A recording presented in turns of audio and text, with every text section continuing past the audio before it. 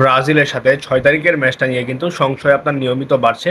কারণ 24 সেপ্টেম্বর যে এশিয়ান কাপটা হবে, ফিফা এশিয়ান কাপ, সেখানে আপনার 24 সেপ্টেম্বর শেষ হবে এবং 4 অক্টোবর সেটা শেষ হবে। 4 অক্টোবর শেষ হবে, তাহলে আপনার 6 তারিখে ব্রাজিলের ম্যাচ। তো বাংলাদেশের ঝামেলা কি, বাংলাদেশ যদি ফাইনালও খেলে তাহলে 4 তারিখে ফাইনাল খেলে তারা চলে আসবে বাংলাদেশে, 6 তারিখে ম্যাচ খেলতে নেবে। এখন কথা হচ্ছে আপনার যে কোনো ডিসিশন হতে পারে এশিয়ান কাপ নিয়ে, কারণ একটা দিন পিছাতে পারে, সেটা 4 তারিখ থেকে 5 তারিখে আপনার ফাইনাল চলে যেতে পারে, এরকম আপনার আলোচনাও শোনা যাচ্ছে। এখন কথা হচ্ছে বাংলাদেশ কি ভাই এত দূর যেতে পারবে কি না। বাংলাদেশের গ্রুপে রয়েছে মালয়েশিয়া, সিঙ্গাপুর, আপনার ইন্দোনেশিয়া।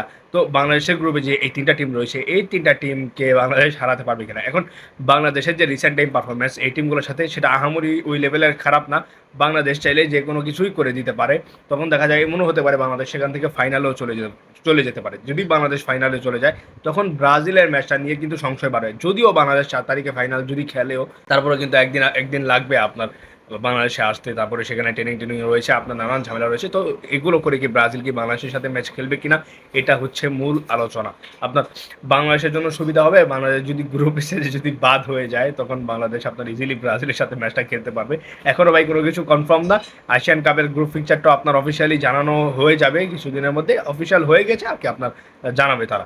এখন কথা হচ্ছে আপনারা কি মনে করেন, বাংলাদেশ আপনার এশিয়ান কাপ ফাইনাল খেললে ভালো হবে, নাকি আগেই হেরে বাদ হয়ে ব্রাজিলের সাথে খেললে ভালো হবে। আমরা একটা ঐতিহাসিক সময়ের কাছাকাছি আছি, কারণ আপনার ব্রাজিলকে আমরা এত কম টাকায়, অল্প টাকায় আমরা এইভাবে পেয়ে যাব, এটা তো আপনার অকল্পনীয়, এটা সম্ভব না।